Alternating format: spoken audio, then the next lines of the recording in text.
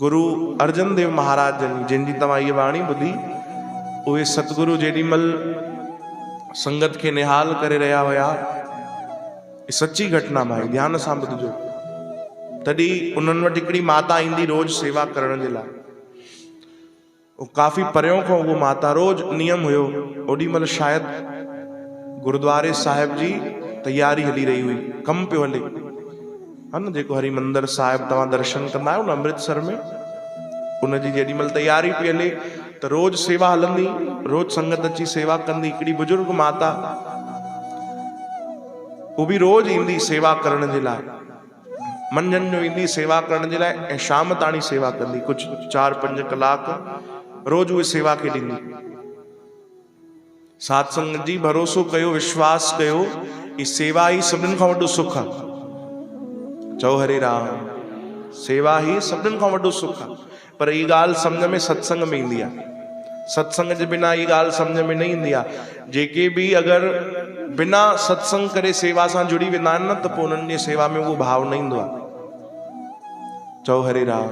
ऐं जिन सत्संग ॿुधियो हूंदो, जिन कथाऊं ॿुधियूं हूंदियूं कि कीअं सेवा थींदी आहे, कीअं भक्तनि कीअं सेवकनि सेवा कई आहे, पोइ उनजी सेवा में निखार ॾिसो। तो माता रोज ईंदी सेवा करण जे लाइ। संगत जेके गॾु सेवा कंदा उहे रोज ॾिसंदा, ईअं मां अचे थी। पर कुझु ॼणनि महसूस कयो कि कथा जे विच में उहो माता जेकी आहे, वो पंहिंजो हिकिड़ो सिधो हथ खणी करे ऐं हवा में ईअं लोॾींदी आहे, हवा में, ऐं कुझु 2-4 बार रोज ईअं कंदी आहे।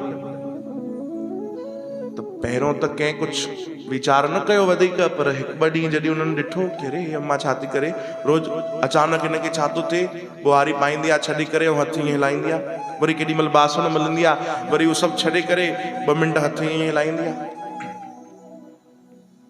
कंहिं अची करे गुरु अर्जन देव महाराजन खे ॿुधायो कि साईं वो माता थोड़ी विचित्र आहे, थोड़ी अलॻि थी लॻे, अचानक अलाए उनखे छा थींदो आहे, सभु ठीकु हूंदो आहे, गुरबाणी ॻाईंदी आहे, कीर्तन कंदी आहे, अचानक सभु छॾे करे ऐं पोइ वरी हथ हवा में ईअं हिलाईंदी आहे।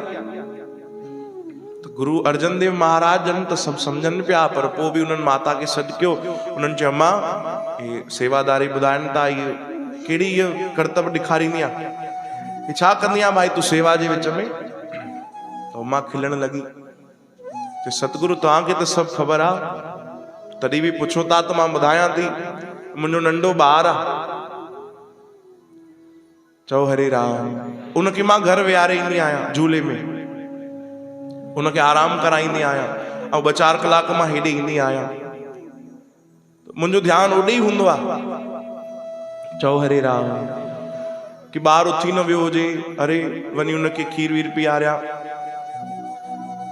पर मूंखे हिते सेवा में बि मन लॻंदो आहे, सेवा छॾण जी इच्छा न थींदी आहे। लॻंदो आहे रोज जेकर मां सेवा कयां, जेतिरो जीवन बचियो आहे मां सेवा करे वठां, मूंखे ॾाढो सुख मिलंदो आहे, ॾाढी शांती मिलंदी आहे संगत जी सेवा करे। मां इहे सेवा बि छॾण न चाहींदी आहियां, पर उहो बि मुंहिंजो फर्ज़ु आहे। कि ॿारु रोअंदो हूंदो त पोइ चई हथ छाजे लाइ हलाईंदी आहे? चई बसि तव्हांजी कृपा अहिड़ी थी वई आहे, सेवा कंदे कंदे भक्ति कंदे कंदे मूंखे इहो अहसासु थी वियो आहे कि मां हिते सेवा कंदी आहियां, मुंहिंजी सतगुरु एतिरी मूं ते कृपा कई आहे कि मां हितां वेही हथ हिलाईंदी आहियां त उते उहो झूलो पंहिंजो पाण हिलंदो आहे।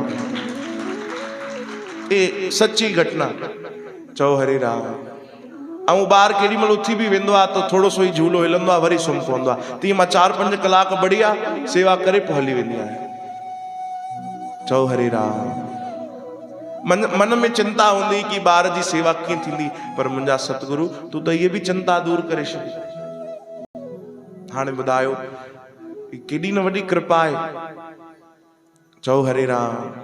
कि असांजे भक्तीअ जे लाइ अगर कोई परेशानी भी आ, कोई तकलीफ भी आ, या कोई चिंता भी आ, तो चिंता लाए हमारी सतगुरु प्रभु परमात्मा सब ख्याल कन था।